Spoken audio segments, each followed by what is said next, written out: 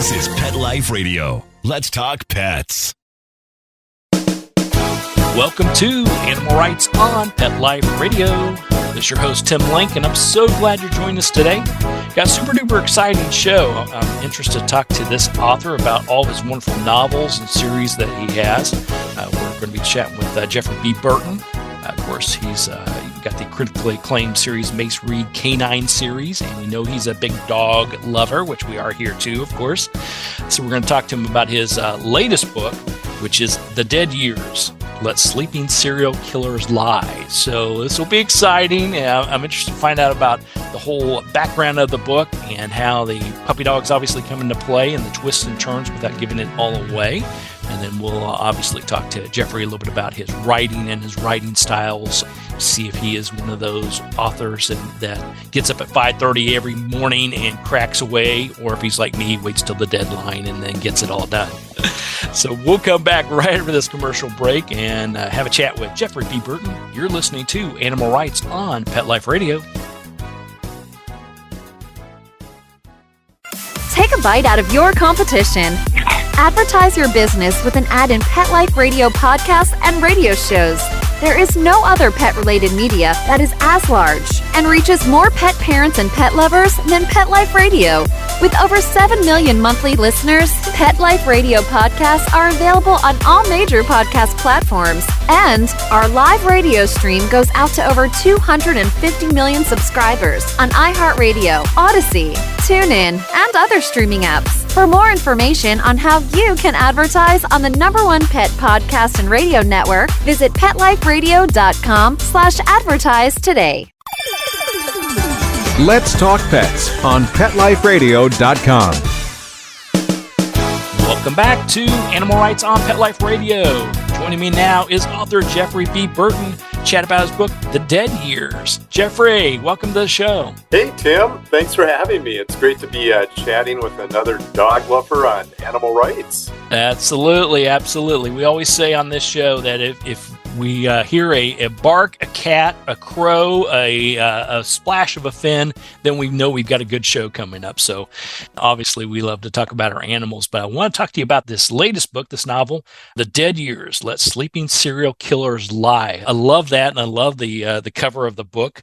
Tell us a little bit about the book and how it came about and some of the twists and turns. Sure, yeah. During COVID, my wife and I streamed a lot of true crime documentaries, and I wound up, writing a little note that I tossed in my idea drawer.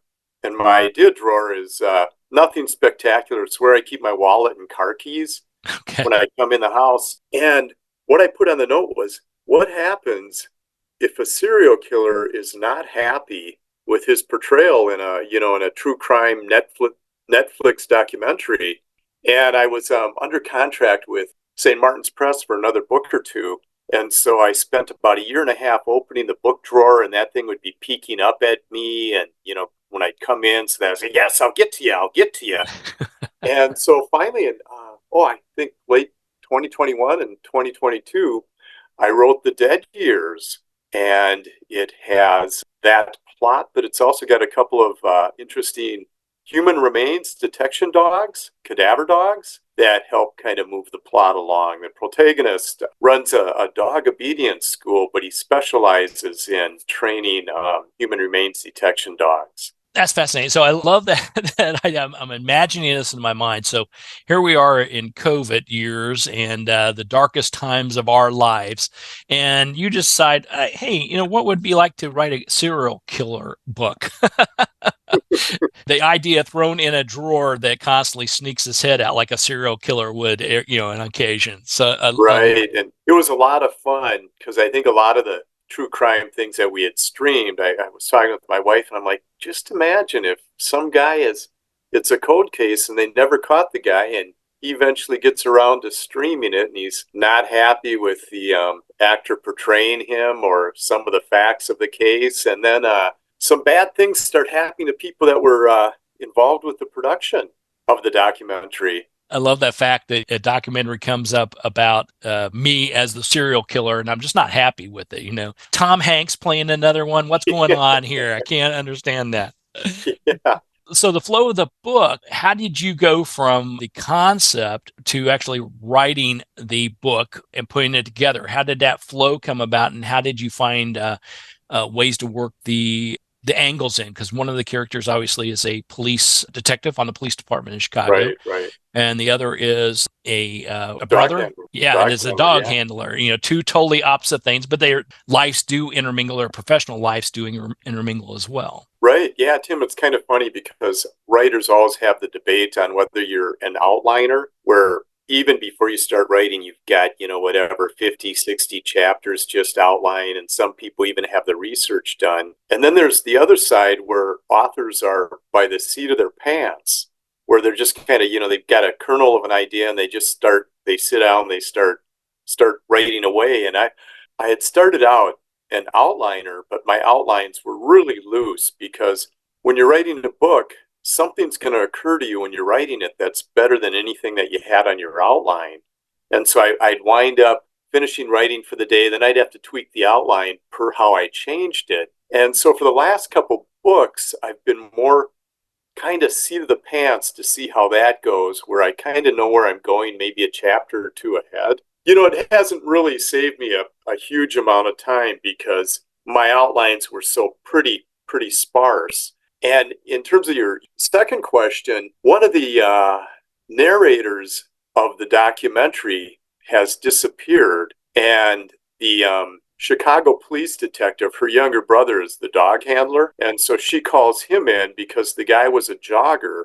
And he would jog kind of in the morning and at night in kind of a park near his house. It takes place in Chicago. And so that's how, the dog handler shows up. He doesn't really think they're going to find anything, but as they get into kind of the wooded area of the park, he does in fact find something. And so that kind of sucks him into it. There's a few other parts where they need some dogs that come into play. And so I have a lot of fun with that. And it's so amazing, Tim. I mean, when it comes to cadaver dogs, I mean, certain breeds have 300 million scent receptors in their nasal cavity, whereas, you and I, we just have 5 million, and we've kind of evolved with our eyesight. And so, I go to a movie theater and I got to get popcorn. Yeah, I got to get popcorn. I smell the popcorn. I got to get popcorn. And, you can smell burning leaves and the milk's curdled. You can smell stuff like that. But I tried making a list once, and when I got to the real lower double digits, that was about it. Whereas dogs are, they're supernatural. I mean, they're deciphering thousands of different smells. And that's how, we're able to train them for, explosives or IEDs or all the different kind of narcotics to sniff out heroin or meth or cocaine. They're even able to sniff out certain kinds of cancer. And I read something back during COVID where they were actually trying to train the dogs to maybe sniff out COVID. And so it's just insane. And when I was last at the airport, they had the dog you had to go through this area and walk by a dog. And the guy that was the handler was explaining to me, I'm like, well, I'm not sneaking drugs onto the plane. He said, this is actually money. They're trying to smell, I don't know if some guy's got a $500,000 in cash or something. So they're absolutely incredible. Sniffer dogs are absolutely incredible. They're supernatural. And in the dead years, there's Alice, who's the bloodhound. She's 6 years old, and she's real bright. I mean, when it comes to human remains detection dog, she's about an A plus. And then there's Rex, who's a Springer Spaniel, and he's 3, and he's not as good as Alice, but he does have his good moments. And so they have a lot of fun, and they wound up helping to save the main characters now and again. Yeah, I love how the plot intermingled with things, and you brought it up right from the get-go. Is like, okay, as an author coming up with an idea, perhaps I'd come up with an idea of, a murder mystery, a little whodunit, add some dogs in there, a little twist, maybe a brother-sister combination. It makes sense. And then all of a sudden you add in what happens if I'm the serial killer and I happen to pop on Netflix and there they are talking about me. It's like, wait a minute, they got it wrong. What's going on? Oh, here? Yeah. He steams. And then a few weeks later, terrible things start happening. The documentary actually serves to, he'd kind of gone dormant. And I won't give away the twist. There's a certain reason he went dormant, but the documentary kind of serves to suck him back out and back in, So Absolutely. that was fun stuff. So you mentioned right from the get-go was you were under contract. Now, correct me if I'm wrong in this. You were under contract for your other series, but this was an epiphany you had. And so were you writing the books, what you were contracted to do, and this particular book, The Dead Years, at the same time? Or did you have to literally put The Dead Years in a drawer? Yeah, I had to, literally put it in the drawer for about a year. Yeah, I wouldn't be too good at juggling two projects at once. I'm like, mowing the yard and doing laundry. That can't be done. That's impossible. So yeah, this kind of sat. And then when I was able to come up for air, I was able to kind of dig in and have some fun with this. And the Mace Reed, there's certain parts of the books where I needed completely different characters. But the previous series, the Mace Reed Canine Mystery Series, is also about cadaver dogs. And it's kind of funny, Tim, we're just writing about human remains detection dogs came to me as I actually got jury duty. And not only did I get jury duty, I wound up being assigned to the jury. And I know. And I'm in Minneapolis, St. Paul, but I'm in a county where I've got to drive about 40 minutes to a little town. No. I don't get to go into Minneapolis.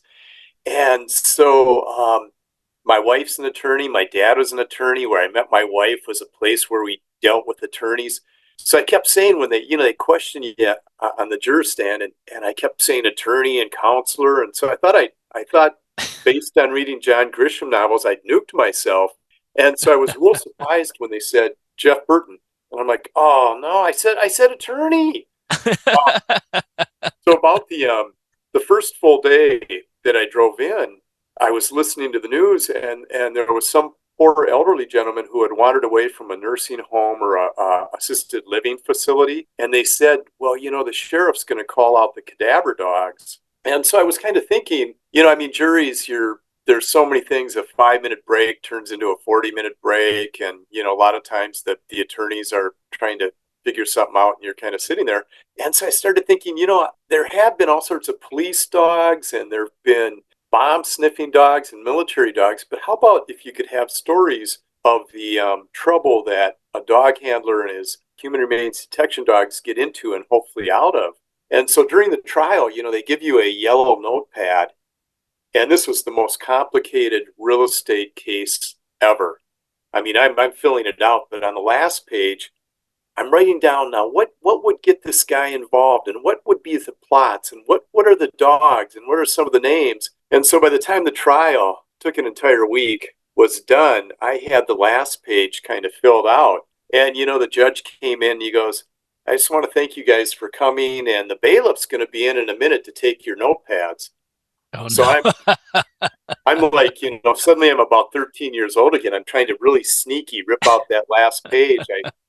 I didn't want to tell him. I figured, you're in contempt of court, so I had to sneak that into my pocket somehow without anyone noticing. I love that. But something unexpected, oh no, jury duty, I got to go in for that. But all of a sudden now you got a book, or at least an outline for a book. You have an idea. Yeah, and it was, kind of interesting to, I kind of enjoyed, it was kind of, you do your civic duty, but also, this is how it works, huh? Oh, okay. Yeah. Well, I have been blessed, knock on wood, multiple times here, but yeah, I think I've gotten called in one time, and by lunchtime they said, they've settled, or they've sent it. I'm like, somebody gave me a coupon for a burger or something, so it worked out all right. yeah, burger. Yeah, that's right. Oh, goodness. All right. Well, we're going to take a quick commercial break. Then we'll continue our conversation with author Jeffrey B. Burton and his book, The Dead Years, Let Sleeping Serial Killers Lie. So everybody hang tight. We'll come back right after this commercial break. You're listening to Animal Rights on Pet Life Radio. Hi, this is Tim Link, animal communicator and pet expert and host of Animal Rights on Pet Life Radio. Have you ever wanted to know what your pet is really thinking? Do you want to find out if they truly understand what you're trying to tell them? Ever wish you could build a better understanding and closer relationship with your pet? Well, now you can. Learning to communicate with animals is a 4-part on-demand workshop. In the workshop, you'll learn the essential techniques that are necessary to communicate with animals, including what is animal communication, breathing correctly to achieve the perfect state to communicate with your animals at a deeper level, using guided meditation exercises, a method to communicate with animals, and how to send and receive information from your animals. So if you're wanting to learn how to communicate and connect with your animals at a deeper level, visit PetLifeRadio.com/workshop and purchase and download Learning to Communicate with Animals. You'll be glad you did.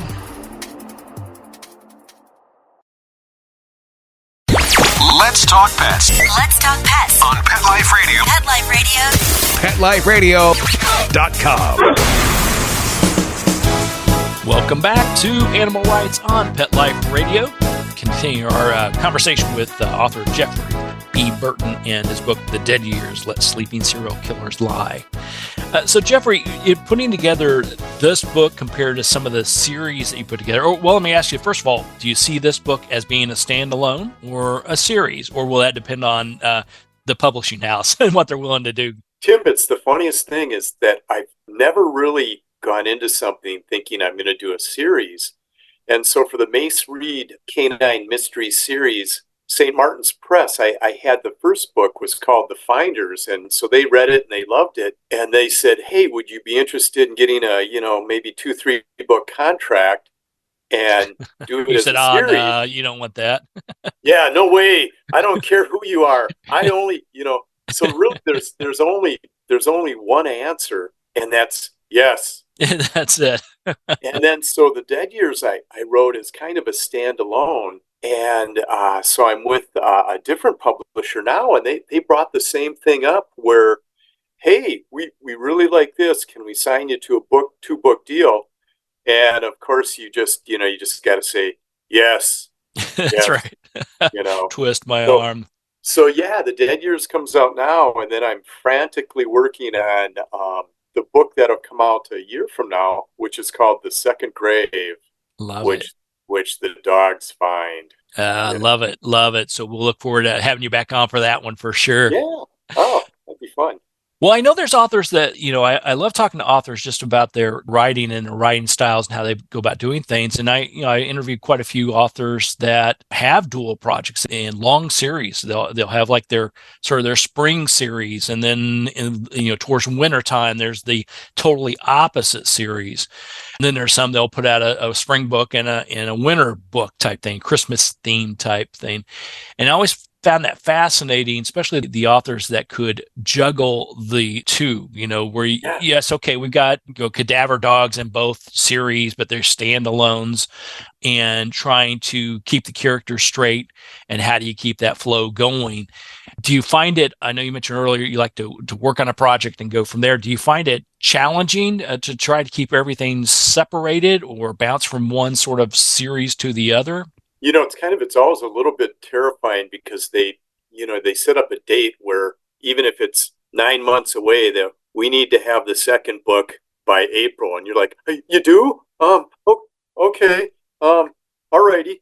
And so I think I don't really have writer's block out of just sheer terror of not having something to give them, And so I am a morning person. And so I'll be here with coffee, and I'll try to kind of rattle things off, and then by maybe 11 or 12, I'll have to go and see if there's got to be something on the TV or something else for me to do, or eat some junk food. Turn on Netflix and find another crime book to write. Yeah, turn on Netflix.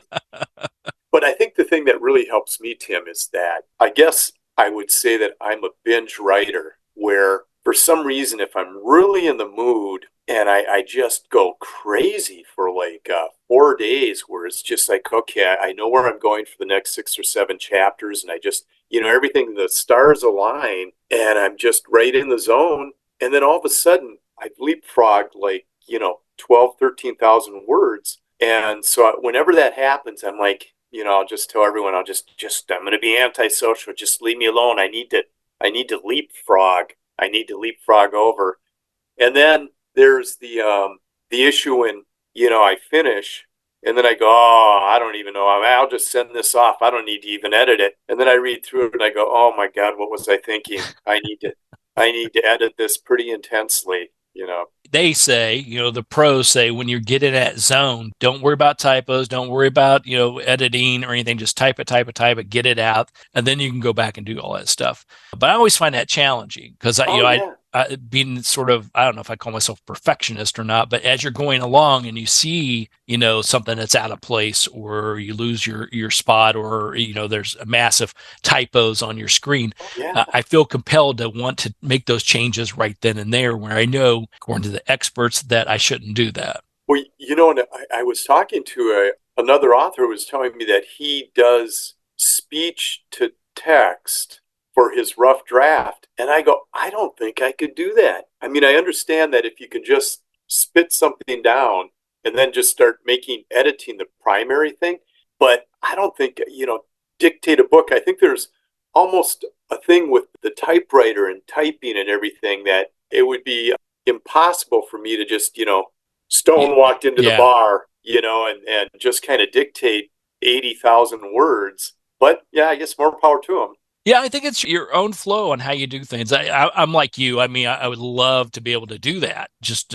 put my headset on and have my recorder and walk around and I have a whole book, because I can talk. Yeah, as you can tell, I can definitely talk. But the problem is it would jump all over the place. And even when you're doing narration, even if you're doing like audiobooks and doing narration on that, you have to have the script. And for me, right. I will ad lib. I'll skip around a little bit, but not like I am, doing this radio show or doing, talking to someone where I'm all over the place and all of a sudden a funny joke pops in my mind, or at least something I think's funny, and I want to blend that in the conversation. It's like, no, that doesn't quite work. And I think also is that when you're typing the first draft, you're probably, you get halfway through a sentence and then you go shake your head and you redo it. Whereas if you're dictating, by the time I'm actually done writing a book, it's really probably second or third draft. Whereas I don't imagine speech to text. That would be pretty hard. Scratch that. Absolutely. Yeah. I used to do many moons ago in a previous life. I did corporate training, and I would prep these, training classes, and I'd have, the binders, I'd create the binders, all this good stuff. But to put it down into paper, I dictated it and then had my assistant. And it was funny because we got to one point where the assistant I had, she left, and it hadn't replaced her yet. So the only one was available was the president of the company's assistant. And he wasn't a dictator. He basically didn't do a lot of dictation. So I don't know. I think I probably become her least favorite person, because I can imagine her putting these headsets on. It's like, what is he talking about now? It has nothing to do with this workshop and training. But with authors, I find that it is all over the place. Some are very morning people, some are night people, some are 5,000 words on paper, do or die. Others are deadline driven. Some, like you'd mentioned, all of a sudden you'll get in the zone and you work for 3 or 4 days almost straight. Don't bother me, I'm going. And other times you have to sit around. So I don't think there's any right or wrong answer, but I love picking the brains of authors to figure out how their flow is and what has worked well. Because I think you mentioned a little bit earlier about writing in an outline form and then sort of getting away with that, moving away from that, see if a different method would work better for you. Yeah, and it was kind of interesting when I started writing the dog books is that the editor at St. Martin's Press that I wound up working with, she said, Jeff, I don't care what happens to the human beings. No dogs die. And because I'm not too bright, I'm like, well, what about where the red fern grows go? And what about Sounder and Cujo? And and then I realized, who I was talking to, and I said, no dogs will die. That's it. They may get banged up a little, but they will live. They always bounce back. They're usually the hero or one of the heroes in the book. And if you put a dog or any animal in a book, you have a great chance of success. And I think that's the key. Right.